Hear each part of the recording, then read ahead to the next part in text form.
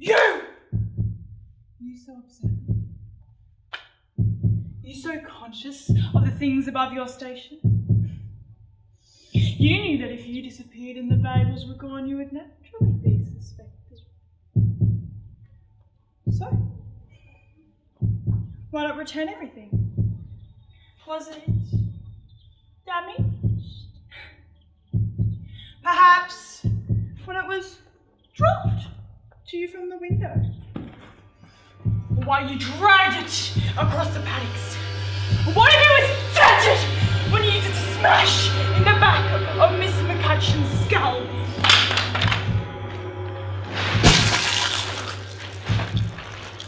No, it isn't true. If it were true, you could never return the candlestick to the house. Why?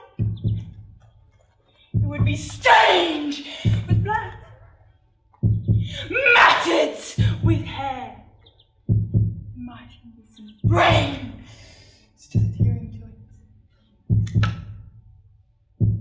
Be a ghastly spectacle.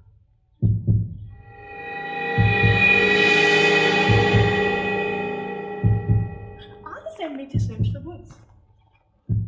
I found this, buried shallowly, with a set of torn sheets. Yes, you brought my attention to the missing sheets, and now I see why you noticed. Clearly, you had ample opportunity to observe Miss McCutcheon's sheets at close quarters. My brother is not wrong. My brother is brilliant. I dare you speak to him. You tried to fool him. You tried to fool me. You sought to steal and betray your betters, and you have failed. You are nothing but a cheap, worthless whore, and my brother...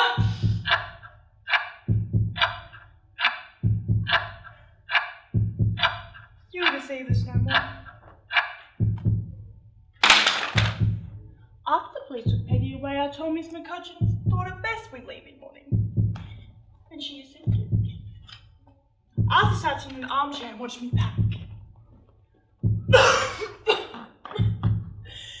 Do you have to be doing that now, Hattie? We should be celebrating. The train leaves rather early in the morning, Arthur. I'd rather not rush. That was a beautiful performance in there. I'm lucky to have such an observant sister. And I'm lucky to have had such an astute teacher. Kiss me on the cheek.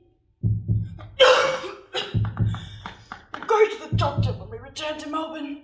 See if there's not something he can give me to help with these lapses in memory. Yes, Arthur, now I'm going to get my things. Might have a bit of a lie down. Lots of excitement today, eh? Yes, Arthur. Lots of excitement. He lay on his side, which was a bit of a bother. As I turned him onto his back, I prayed the extra sleeping draught I'd given him earlier was working. It was so much stronger than me, I couldn't resist. I kissed him on the cheek and put the pillow over his face.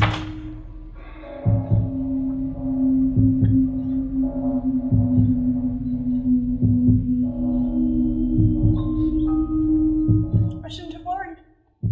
He didn't struggle at all. The next morning, my brother's body was discovered. It was decided it must have been a night fever linked with his laryngitis that took him. The McCutcheons were desolate by that stage, so I promised them a fuss would not be made.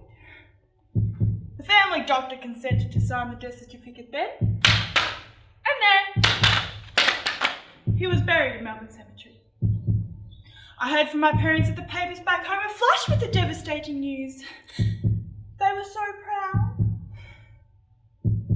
I'd always planned to move back home after Arthur died. My parents would need someone to care for them in their twilight years, but fancies seemed to take their course after I met Jack. It's a quieter life than what I used to live, but I'm happy, in a way. In some ways, it's like starting again, and that old life seems to be someone else's story. Well, I Yes, it is my brother's story. Please let me know how you get on with your book. I would be happy to receive a copy. But please, I'd prefer my location be kept secret from the other interested parties. It's quite exhausting to go digging through one's past, and I would prefer not to make a habit of it.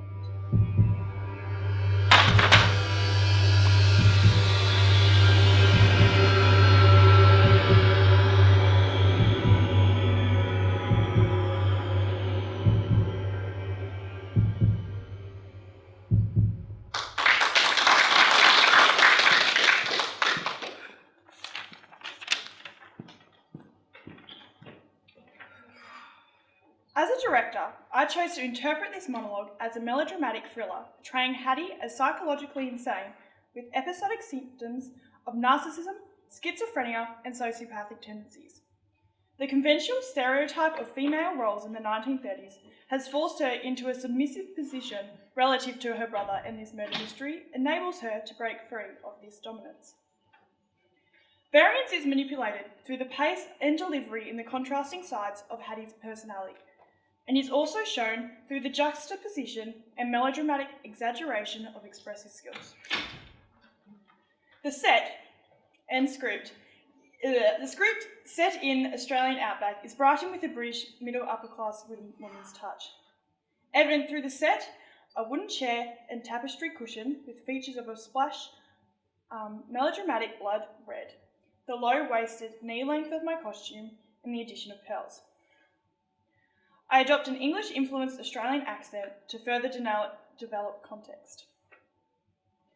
The chess pieces symbolise the theme of manipulation and the association with whodunit. Hattie believes that life is a game and she wants to win it.